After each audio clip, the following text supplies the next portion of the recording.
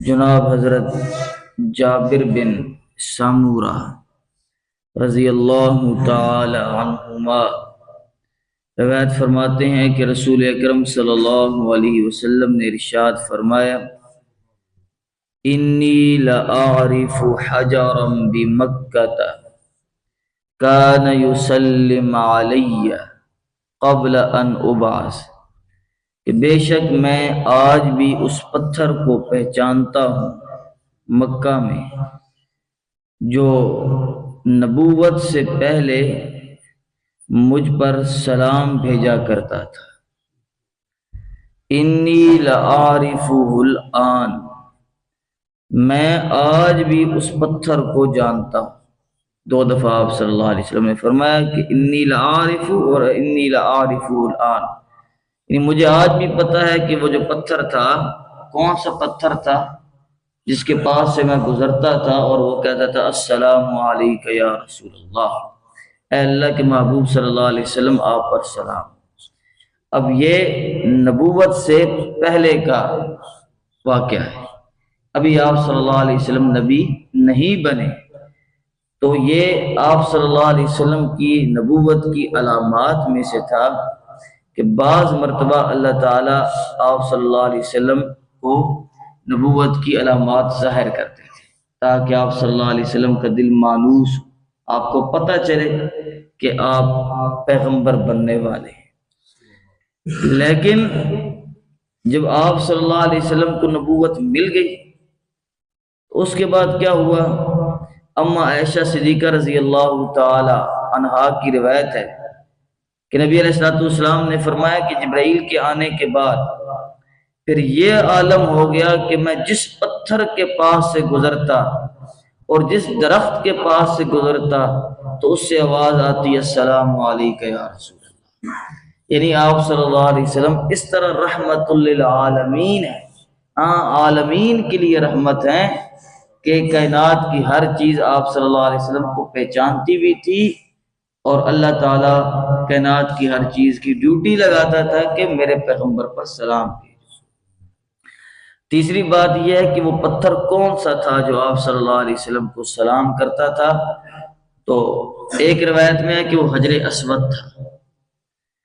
نبی علیہ السلام جب بیت اللہ میں جاتے عبادت کے لیے تو حجر اسود سلام کرتے۔ اور دوسرا یہ ہے کہ زقاق الحجر پتھر ہے جو آج بھی اس کے اوپر انہوں نے نشاندہی کی ہوئی ہے، لیکن لوگوں کو زیادہ جمع نہیں ہونے دیتے۔ یہ اما ختیجہ الکبریٰ رضی اللہ تعالیٰ عنہ اور بیت اللہ کے درمیان میں یہ پتھر موجود ہے، آپ نے دیکھا ہے جی وہاں پہ عمرے میں؟ میرے خیال سے انہوں نے اس کو پچھلے دنوں تک خبر تھی، یہ تھی کہ اس کو گھر کے اندر ہی چار دیواری کے اندر رکھا ہوا تھا، اور وہ کہہ رہے تھے کہ ہم اس پتھر کو بھی کھلے عام کرتے ہیں۔ جو عرب کے لوگ ہیں وہ اس پتھر کو جانتے ہیں، اجمیوں کو اس پتھر کے قریب نہیں جانے دیتے۔ اس کی وجہ یہ ہے کہ ہم لوگ کوئی کام سیدھا کرتے نہیں، ہم اسے جہاں چاٹنا شروع کر دیں گے اس پتھر کو، تو پھر وہ اس پتھر کو محفوظ کرتے ہیں۔ جیسا کہ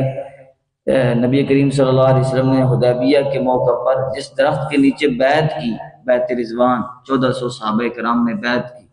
اللہ تعالیٰ نے ان کو جنت کی بشارت دی، تو اللہ تعالیٰ نے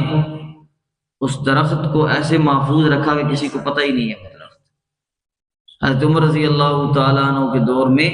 لوگ وہاں بیٹھنا شروع ہو گئے، چمکٹا لگاتے تھے۔ حضرت عمر رضی اللہ تعالیٰ عنہ گشت کر کے آتے تو لوگ بیٹھے ہوتے، پھر گشت کر کے آتے تھے لوگ بیٹھے ہوتے۔ پوچھا کیوں بیٹھتے ہو؟ تو کہنے لگے کہ ہم اس لیے بیٹھتے ہیں کہ ہماری یہاں بخشش ہوگی، کیونکہ صحابہ کرام کی بخشش ہوئی ہے۔ عقیدہ بالکل ٹھیک تھا، ان کا عقیدت تھی، لیکن حضرت عمر رضی اللہ تعالیٰ عنہ دور رس آدمی تھے، کہنے لگے کہ آج یہ کہہ رہے ہیں کہ ان کی بخشش ہوگی،